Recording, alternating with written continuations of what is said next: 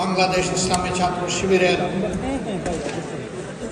2025 সালের কেন্দ্রীয় সদস্য সম্মেলনের সম্মানিত সভাপতি, আমাদের কলিজার টুকরা কাফেলা বাংলাদেশ ইসলামী ছাত্র শিবিরের কেন্দ্রীয় সভাপতি স্নেহভাজন ভাই জাহিদুল ইসলাম, ইসলামী ছাত্র শিবিরের সাবেক কেন্দ্রীয় সভাপতিবৃন্দ, সম্মানিত অতিথিবৃন্দ, ফরেন গেস্ট অ্যান্ড ডিগনিটারিজ, সদস্য সম্মেলনের প্রাণ, প্রিয় সদস্য ভাইরা এবং সাংবাদিক বন্ধুগণ, আজকে জুমার দিন। আমরা বেশি কথা এখানে বলবো না এবং বলার তেমন প্রয়োজনও নেই, কারণ আজকের এই অডিয়েন্স অত্যন্ত সজাগ, সচেতন এবং বুদ্ধিদীপ্ত। দু চারটে কথা বলে ইনশাআল্লাহ আমি বিদায় নেব। আজকের বাংলাদেশ, যে বাংলাদেশটা এখন আমরা দেখছি, এই বাংলাদেশ পেতে ৪৭ থেকে ২৪ পর্যন্ত আমাদেরকে অপেক্ষা করতে হয়েছে। বাংলাদেশকে এই পর্যায়ে আসতে ঢাকা বিশ্ববিদ্যালয়ের মেধাবী ছাত্রনেতা শহীদ আব্দুল মালিক থেকে শুরু করে সর্বশেষ বিপ্লবী শরীফ উসমান হাদি পর্যন্ত অনেককে জীবন দিতে হয়েছে।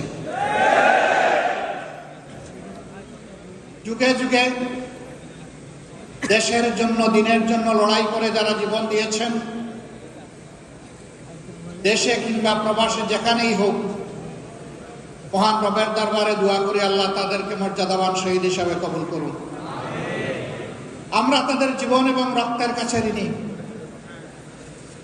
তাদের সাথে আরো যারা লড়াই করে আহত এবং পঙ্গুত্ব বরণ করেছেন, আমরা তাদের প্রতি গভীর শ্রদ্ধা নিবেদন করছি। সুপ্রিয় ছাত্র সমাজ,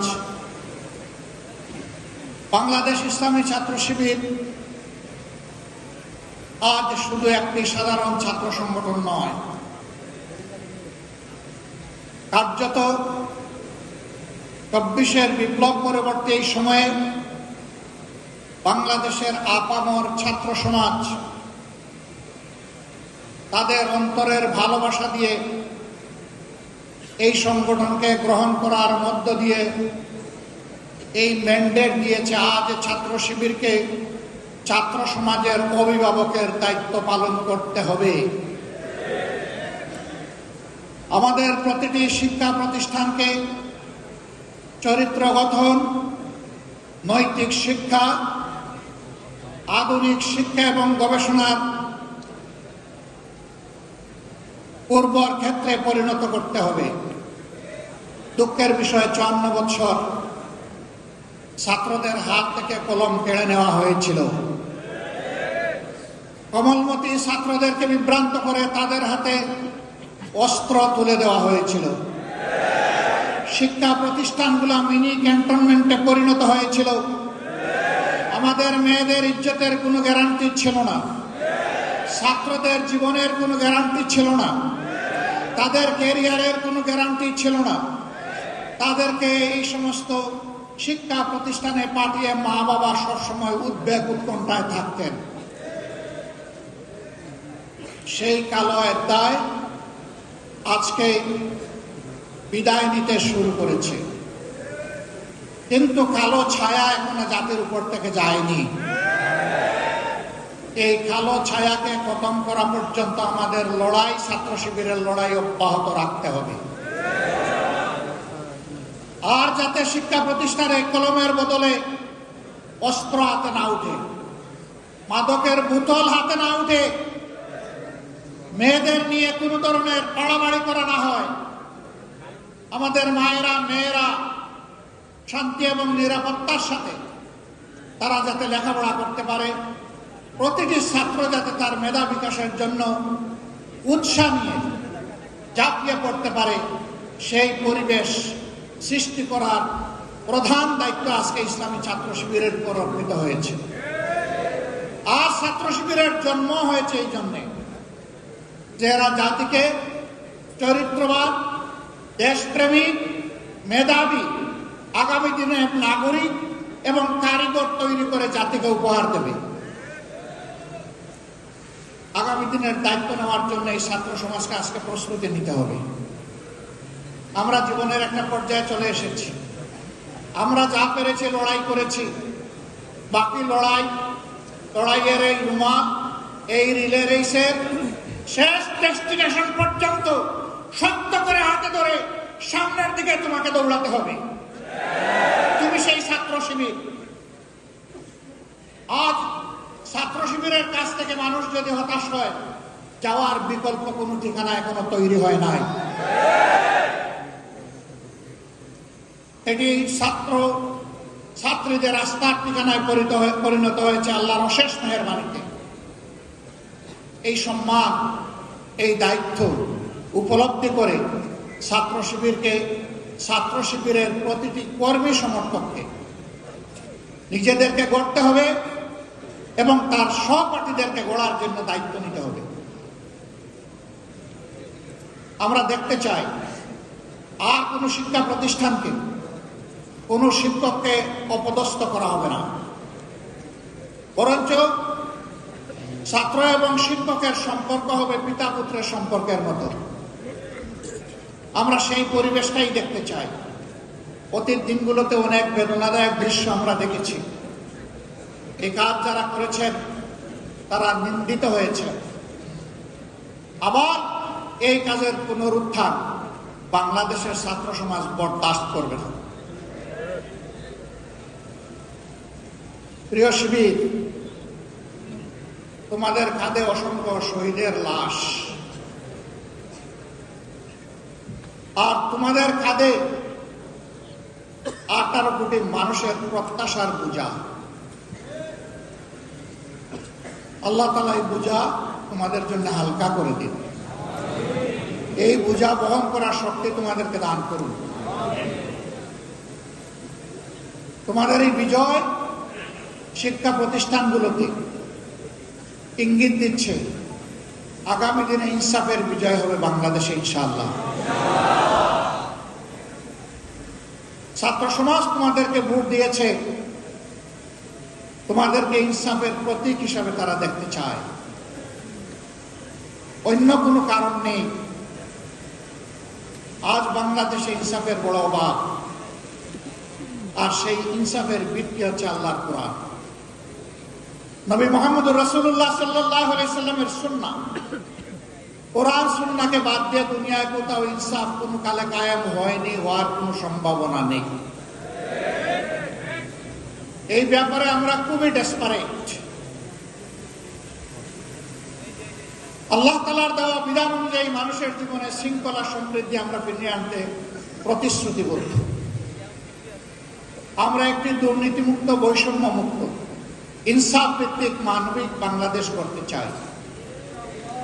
এমন একটি শিক্ষা ব্যবস্থা তোমাদের জন্য আয়োজন করতে চাই, যেই শিক্ষা ব্যবস্থা তোমাদেরকে মানুষের মতো মানুষ হতে সাহায্য করবে, যেই শিক্ষা ব্যবস্থা তোমাদেরকে শিক্ষার চরম উৎকর্ষে পৌঁছে দেবে এবং এই শিক্ষা নিয়ে, উন্নত চরিত্র নিয়ে, দক্ষ কারিগর হয়ে তোমরা সমাজ গঠনে আত্মনিয়োগ করবে।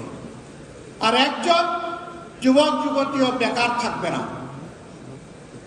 অনেকে সংখ্যাগণে বলছেন আমরা এত কোটি এত লক্ষ যুবককে কর্মসংস্থান দিব, বাকিদের কি হবে? বলছেন বাকিদেরকে ভাতা দেবেন।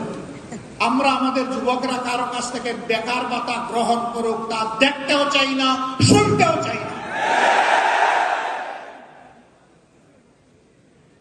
প্রতিটি যুবকের হাতকে দেশ গড়ার কারিগরের হাতে পরিণত করতে চাই।